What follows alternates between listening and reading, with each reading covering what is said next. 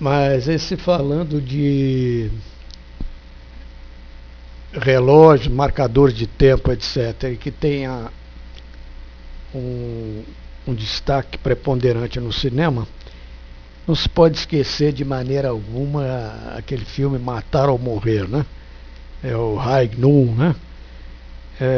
High Noon, o relógio e o tempo propriamente dito representam, vamos dizer assim, um papel constante do começo ao fim e importante, não é? Porque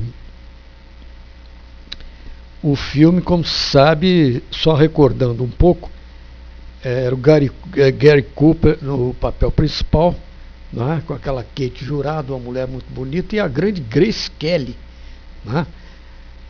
Esse filme teve 4 Oscars, etc., foi feito em 1952. Mas então, quando eu fiz esse meu roteiro sobre a marcação do tempo, o tempo, a máquina e as horas, eu coloquei um lembrete de que se possa estudar futuramente excertos, não é? De Matar ou Morrer nesse documentário, não é? Matar ou Morrer, para quem não sabe, foi baseado no tempo, exatamente, até o meio-dia, em que determinados malfeitores e um sujeito foragido da justiça, etc., bandido perigosíssimo, iria chegar à cidade para cometer um assalto, né? Uma cidadezinha lá do oeste americano. Então o Gary Cooper procura, ele ia se casar, né, com a noiva era a Grace Kelly, e isso é que, vamos dizer, ainda piorou a sua situação, né, porque foi avisado através do telégrafo. Naquela época os meios de comunicação eram muito precários, etc. Então foi avisado de que esses malfeitores chegariam no trem do meio-dia. Então o que acontece? A câmera focaliza quase que constantemente marcadores do tempo nas paredes, seja dos salões, seja das barbearias, seja então isso daí imediatamente nos remete até ao próprio Brasil, né? Que é onde esses relógios, no século XIX, vindos justamente de Connecticut, onde foram fabricados, né? Foram exportados aqui para o Brasil, né? Essa região de Nova Inglaterra era a região onde concentrava esses relógios da Ansonia, né? Principalmente a Ansonia Clock, e um grupo de fabricantes judeus que se concentrou ali no estado de Nova York, né? E eles então popularizaram, foi um verdadeiro boom da indústria do relógio de parede, a popularização desse relógio para efeitos de casas comerciais, etc., e para a cozinha, né? É interessante que nos meus estudos, um colecionador americano já falecido, eu até mandei informar lá nos Estados Unidos, chamado Seish Veron, que tem 2 livros muito interessantes sobre esse relógio. Ele mostrou um fenômeno interessante, que o relógio americano de parede posteriormente passou para a sala, né? E agora eu até acrescentaria, depois da sala passou para os museus aqui no Brasil, né? Aqui também houve esse ciclo, né? E antigamente esses relógios eram vistos nas estações de ferro da Leopoldina, Sorocabana, etc. E os menores, que seriam esses 8 aqui se cognominaram 8, capelinhas, etc. Eles eram vistos aí em barbearias, farmácias, etc., nas capitais e no interior. Eu estive no Nordeste certa vez, em Recife, com o antiquário José dos Santos. Esse camarada tinha uma quantidade brutal de relógios de parede americanos. É uma coisa tremenda. Ocupavam várias salas, etc. Uns em muito mau estado, bichados, porque o problema todo do relógio de parede é que, e de madeira, né? É que uma madeira perecível, né? A madeira sofre ataque de insetos, de cupins, etc. Então é um relógio que tem, a não ser que seja uma peça muito rara, muito interessante, etc. Fora disso, esses relógios que se chamam aqui de oitavados e tudo mais, tem um valor limitado, né? E se existe uma cotação internacional, etc., e existem livros sobre isso, com essa cotação, isso é fácil até de saber nos Estados Unidos.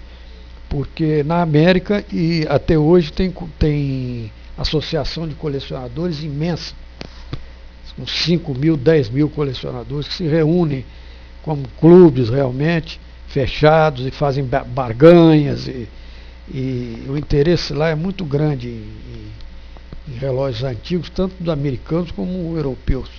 Agora, não necessariamente esses relógios de parede que nós aqui, muita gente aqui cultua, etc. Mas, enfim, quanto ao filme Matar ou Morrer, Gary Cooper até se notabilizou e foi um filme que alguns conhecedores dizem que era,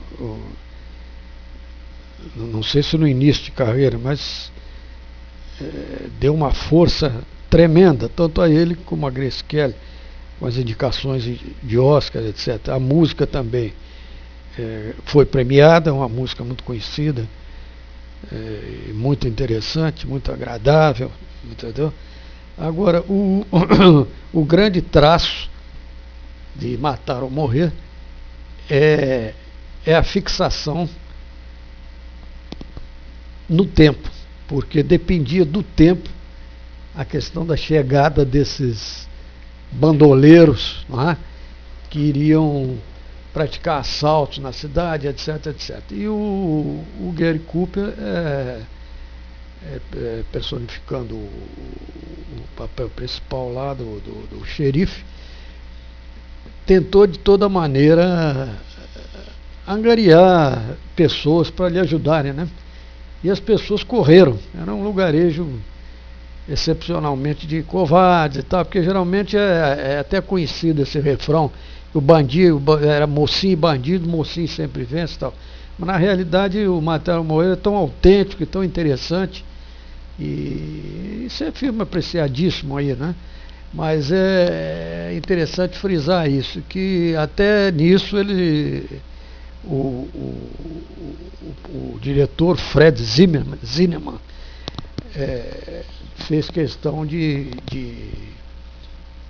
deixar bastante natural, né? Não colocando, por exemplo, uma cidade de valentes, indivíduos que... No fim ficou o ator principal praticamente sozinho para defender a cidade, e a sua noiva, né? Que era um pedaço de mau caminho, né? A Grace Kelly, novinha, etc. E então, quando eu fiz esse meu roteiro, como eu disse, o Círculo, a Máquina e as Horas, eu sempre pensei em colocar excertos de Matar ou Morrer, porque aparecem justamente quando a câmera focaliza, assim, bem no estilo Humberto Mauro, parada, né? Nos salões, em barbearias, e aquelas casas todas bem características do oeste americano, né? E focaliza sempre um relógio desse de parede que nos é familiar, que nos são familiares, né? Porque depois eles mesmos vieram para o Brasil ocupar lugar nesse mesmo estabelecimento que aparecem ali, né? De maneiras que Matar ou Morrer, com toda certeza, é uma obra que não pode deixar de figurar em qualquer assunto, seja de cinema, seja de contos, de crônicas sobre relativas ao tempo, não pode deixar de maneira alguma de ser lembrado.